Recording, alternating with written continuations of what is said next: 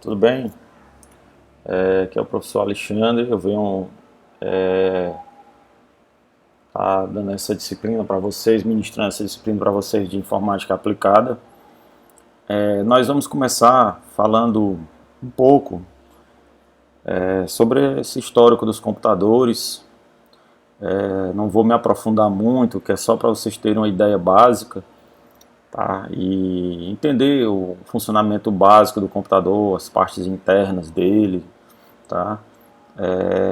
Porque é importante, acho que toda pessoa hoje com a graduação, eu acho que isso é importante para todo mundo, não é só para quem tem graduação, não, a pessoa conhecer como é que funciona pelo menos o básico de um computador. Isso é importante até na hora de você comprar um computador. Você deixa de ser um leigo naquele assunto. Tá? A pessoa falar o nome de uma determinada peça, você já tem uma noção para que ela serve. Então, essa disciplina ela tem esse fundamento também, essa importância também, dá essa visão de como é que funciona um computador, do que é que ele é formado, para todas as pessoas, tá bem? Então, aqui essa ementa aqui era semelhante a essa do nosso curso, algumas coisas nós vamos ver, outras não. Tá? Porque a ementa já mudou, esse slide aqui já faz um tempo que eu estou usando ele. Mas muita coisa a gente vai ver. E depois eu vou disponibilizar esses slides para vocês, tá? Então, pessoal, a história dos computadores ela começa há muito tempo, quando o homem ele tinha necessidade, veio da necessidade de contar.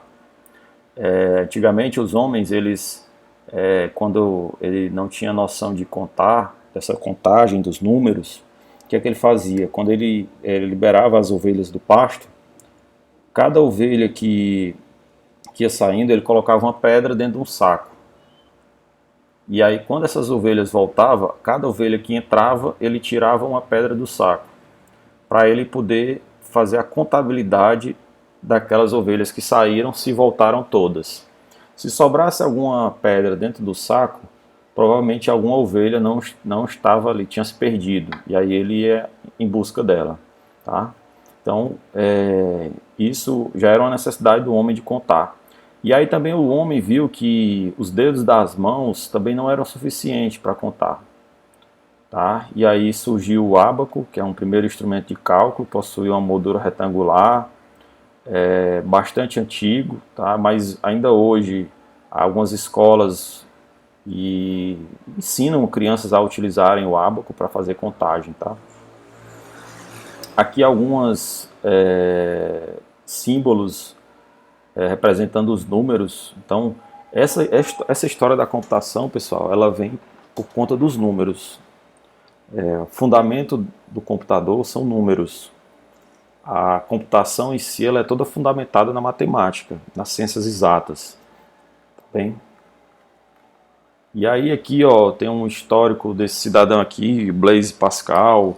São o quê? São pesquisadores, são cientistas, são estudiosos de matemática que foram criando máquinas para poder facilitar o dia a dia deles. Tá? Então o Pascal ele criou essa máquina aqui chamada Pascalina. Usava várias engrenagens. Ele utilizava essa máquina que permitia somar até 3 parcelas. Tá? Era uma máquina utilizada para ele fazer uma contabilidade que ele criou para auxiliar o pai dele na coleta de impostos.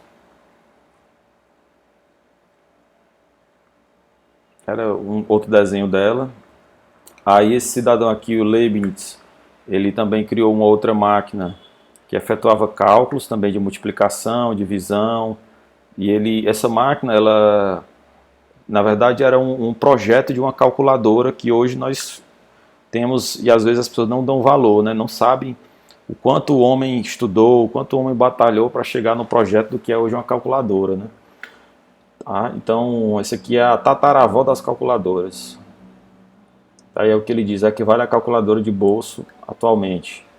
Esse cidadão aqui, esse Jacquard, o que é que ele fez? Ele criou uma máquina de tear, que é uma máquina a primeira máquina que conseguiu passar para um tecido, imprimido um tecido, um comando. E ele fez isso através de cartões perfurados. Então foi assim, a primeira a primeira pessoa que teve condição de passar um comando para uma máquina e essa máquina executar aquele comando. Aqui a gente tem notícia, foi esse cidadão aqui. E essa ideia dele foi utilizada depois por outras pessoas, outros pesquisadores. Aqui esse Charles Babbage, né, ele desenvolveu uma máquina diferencial que calculava as funções logarítmicas e trigonométricas, e aí ele incorporou também os cartões aqui do Jacquard. Em 1834, desenvolveu uma máquina que realizava as 4 operações, mas essa máquina, veja como é que esses caras eles eram tão estudiosos, ele projetou a máquina todinha, mas ela só foi concluída após a morte dele. E ele ficou conhecido como o pai do computador. E aqui, pessoal, um histórico, eu não vou me ater muito sobre isso aqui, porque é para a gente ter uma visão geral, né? Mas assim, por exemplo, o computador ele veio, né? Em 1837, o computador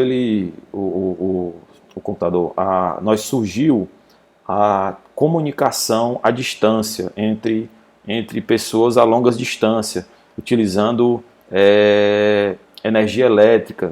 Foi criado por esse cidadão chamado Samuel F.B. Morse, que ele criou aquele aparelho que emite o código Morse, tá? Muito conhecido em embarcações, utilizado em embarcações, tá? Inclusive o Titanic ele mandou esse código Morse aqui, ó, antes de afundar, ó, 3 pontinhos, traço, 3 pontinhos, é um SOS, salve nossas almas, tá? Salvar as nossas almas. Então até hoje esses SOS aqui, ele se perpetua. Hoje qualquer é um sinal de socorro, né? Um SOS, tá? Então se originou nesse momento aí do Titanic, tá? E aí aqui esse cidadão aqui também, George Buller, ele criou essa máquina que trabalhava com lógica matemática, né? Ele foi o fundador, ele que concebeu esses fundamentos da lógica e a criação de programas, tá? Toda a informática, pessoal, ela é baseada em quê? Em números e em lógica. Um sistema nada mais é do que uma sequência de raciocínio de lógica funcional. Então as pessoas que desenvolvem, elas têm que ter essa questão da lógica, do raciocínio lógico para criar um sistema. E ele criou isso utilizando essas relações binárias, né? Toda a computação ela é fundamentada em 2 números, 0 e 1. E aqui, com aqueles cartões do Jacquard, outros pesquisadores começaram a criar máquinas. Esse cidadão aqui, Hermann Hollerith, ele criou uma máquina que, utilizando os cartões de Jacquard e utilizando o conceito dos impulsos elétricos criado pelo Samuel F.B. Morse, né? O que é que ele fez? Ele criou uma máquina que conseguiu fazer tabulação, fazer contabilidade de dados e se comunicar à distância com outras máquinas. Então ele utilizava os cartões e torna mais rápido o processamento de estatística. Então esse cidadão aqui, esse Hermann Hollerith, o que é que ele fez? Ele conseguiu reduzir o resultado das eleições americanas, que eram de 8 anos para 3 anos. Então pensou, o cara passava 8 anos fazendo a contabilidade de uma eleição. Coisa que nós fazemos hoje em alguns dias, né? Ou em um dia. Isso demorava 8 anos, ele reduziu para 3, utilizando essas máquinas, né? E aí ele fundou a Tabulation Machine Company, que posteriormente vinha a se tornar a nossa conhecida até hoje IBM, tá? E aí o que acontece? Os computadores, pessoal, eles eram equipamentos muito grandes, eles eram máquinas monstruosas. E assim, aí tem essa pergunta aqui, o que é a guerra e a computação? Guerra e computação, o que tem a ver? Tá? Foi durante as guerras que houve mais investimentos em tecnologia. Então, muitas tecnologias, muitos dispositivos foram criados durante as guerras, por conta do financiamento. O próprio computador, ele foi desenvolvido durante as guerras, para calcular trajetórias balísticas, assim, e diversos outros projetos de armas e etc. Tá? Então, computadores eles ocupavam andares inteiros, eram máquinas que precisavam de muitas pessoas para manipular outras pessoas para poder estar dando manutenção. E aí o que eles faziam, né? Eles também utilizavam para decifrar mensagens inimigas, né? Tem um filme que conta até essa história aí do o jogo da imitação, que conta a história do, como é o nome dele, rapaz, só me lembrar aqui não é o nome do cidadão, meu pai do céu. O nome dele é meio esquisito, aí eu me esqueço. Deixa eu botar aqui o nome do filme aqui que eu me lembro.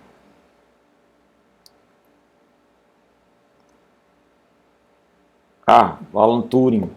Conta a história do Alan Turing, que foi um cara inteligentíssimo, que ele desenvolveu uma máquina que ela conseguiu decifrar os códigos nazistas, que os nazistas eles se comunicavam utilizando uma criptografia. E aí o Alan Turing ele conseguiu, através de um computador que ele mesmo inventou, que até hoje esse computador dele é estudado, a forma que ele fez esse computador, tá? Depois a ciência que ele utilizou nesse computador ela é empregada hoje na computação, tá? Então o conhecimento dele foi muito importante. Esse cara ele economizou milhares de vidas, tá?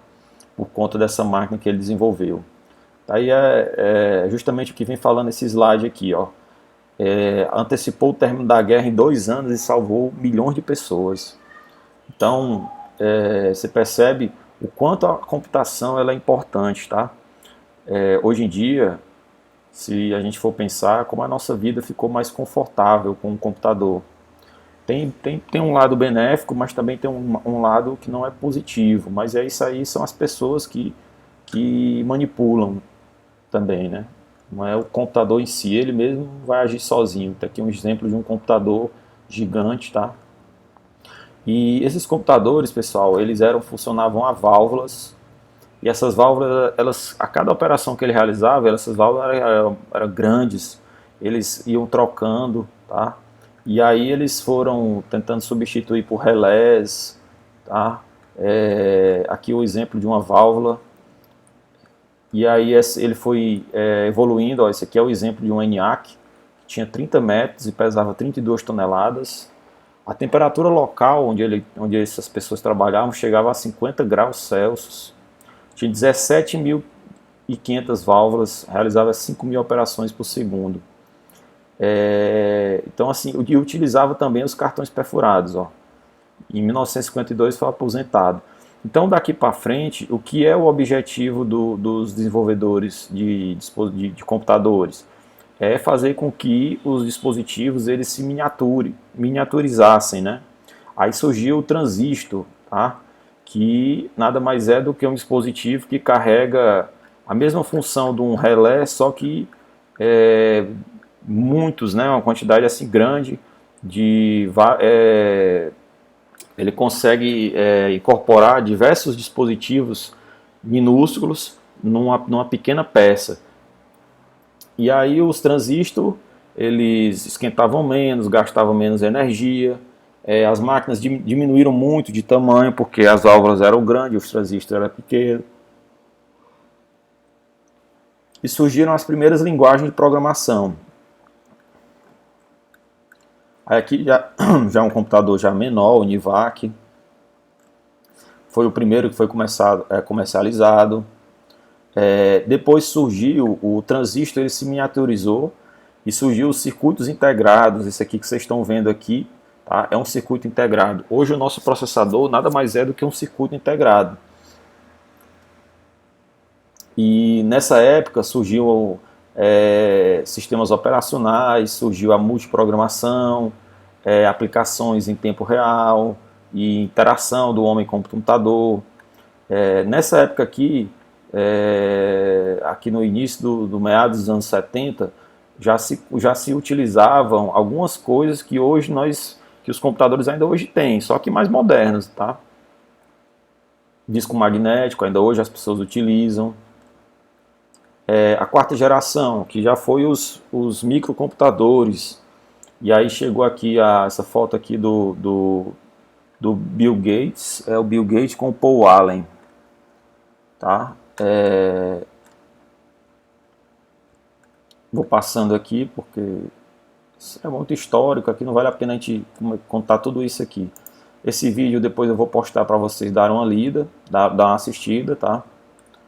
E os dispositivos computacionais, nós podemos entender que nós temos 4 operações fundamentais, que é a entrada, o processamento, saída e armazenamento.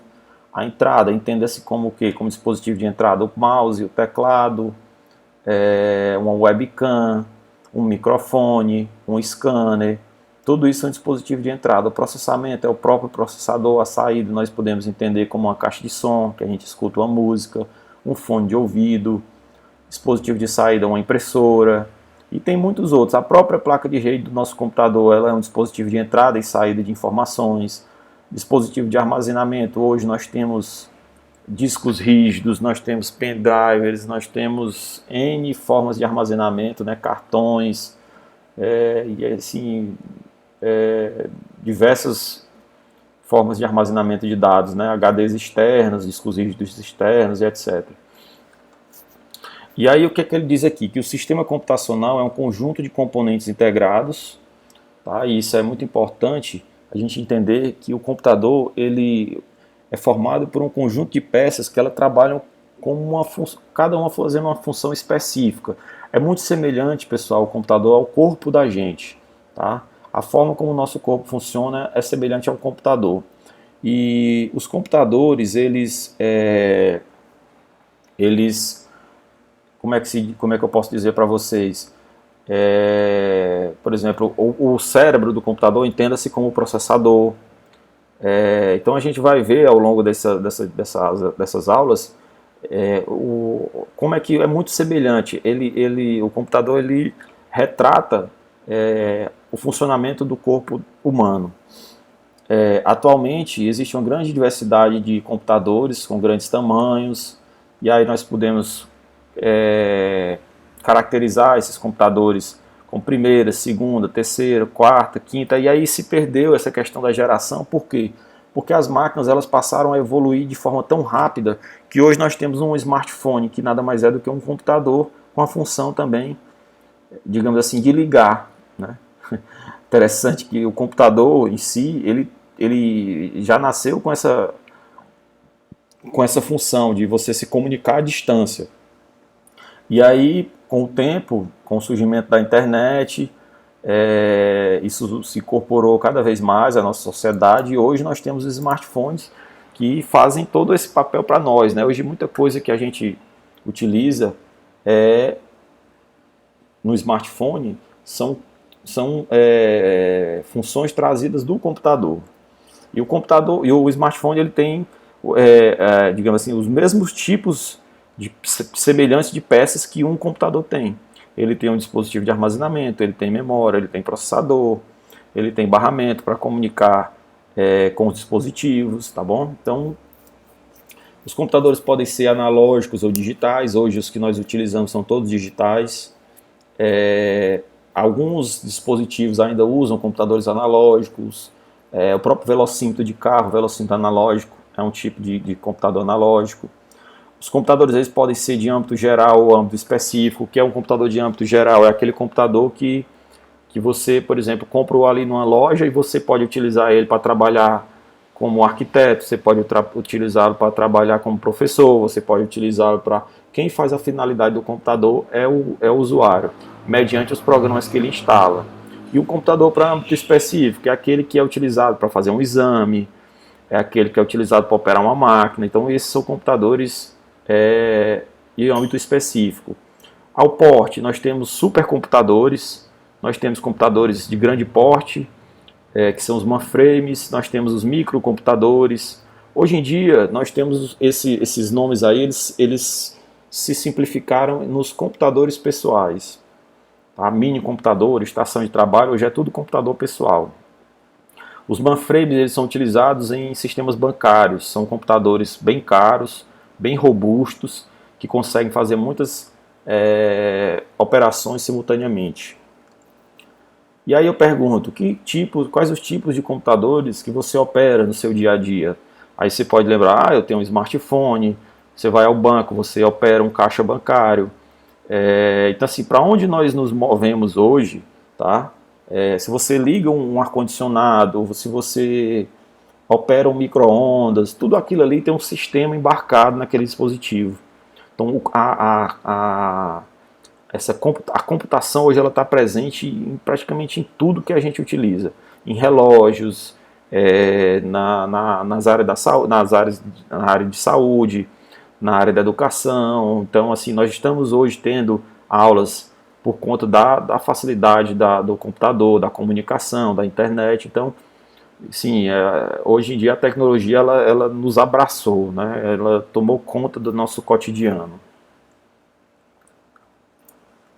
Esse aqui é o computador analógico, eu até falei, computador digitais, já falei isso aqui do âmbito específico, âmbito geral, quanto ao porte. Nós temos os mainframes.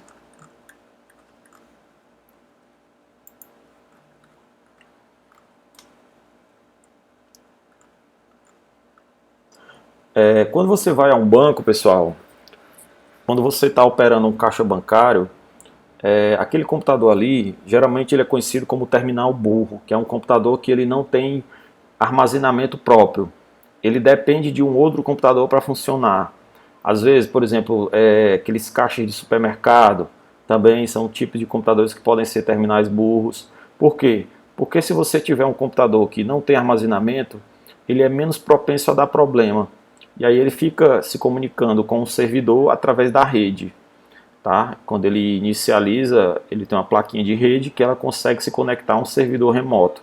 E aí ele começa a receber aqueles dados do servidor, e aí o computador pode carregar um sistema, operar ali como um caixa de banco. Aqueles caixas ficam do lado de fora, ali na parte de primeira entrada do banco, a gente saca dinheiro. Ou então no caixa de supermercado. Já os terminais inteligentes são computadores que eles têm armazenamento. Nós podemos encontrar um terminal inteligente, por exemplo, os nossos computadores são terminais inteligentes. Os computadores utilizados dentro dos bancos são terminais inteligentes. Então são aqueles computadores que têm um sistema operacional que você consegue dar um comando e ele executar aquela tarefa que você está pedindo. Um terminal burro não, ele é um computador já pré-programado para realizar só um tipo de função. Mini computadores, entendam, como eu falei, esses slides eles já estão um pouco ultrapassados, tá? E mini computador entendam hoje tudo como computador pessoal. O workstation também, que é a estação de trabalho. Tá? Hoje o modelo que nós temos de estação de trabalho é essa. Hoje os nossos computadores são os PCs, né, os Personal Computer.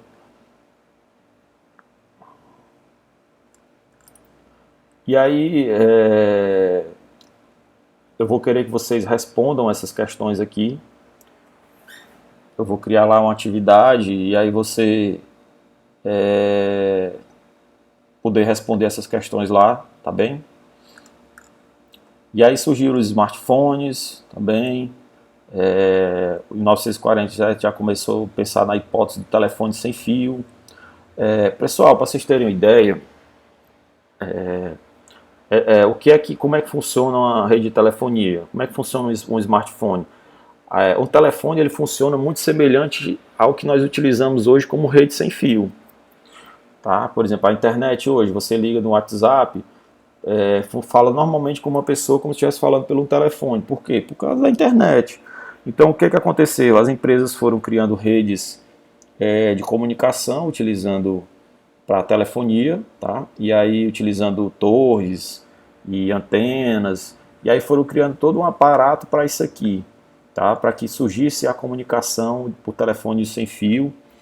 E aí esses telefones foram evoluindo, foram Aqui um exemplo de um telefone, a gente vê até naqueles filmes antigos, as pessoas têm telefone dentro de carro, só quem tinha muito dinheiro, tá?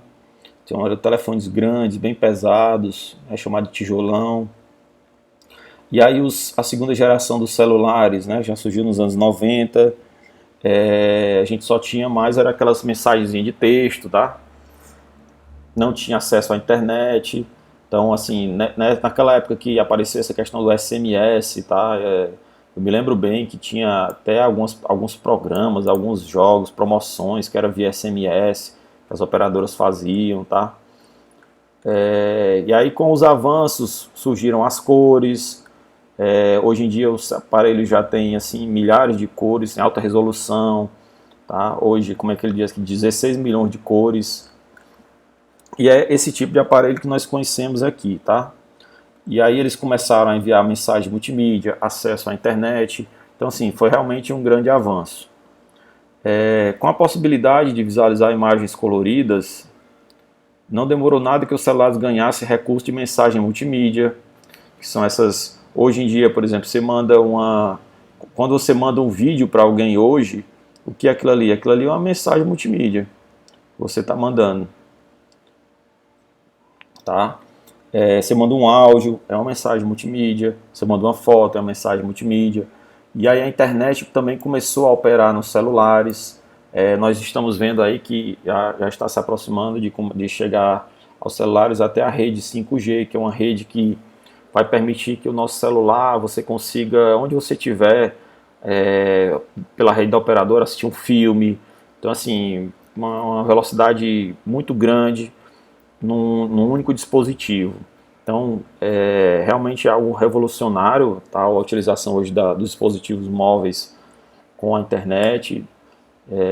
As pessoas vão poder, hoje já operam isso, né? Já tem, por exemplo, dispositivos relógios que são integrados ao celular, que conseguem monitorar o batimento cardíaco da pessoa, monitorar a saúde da pessoa.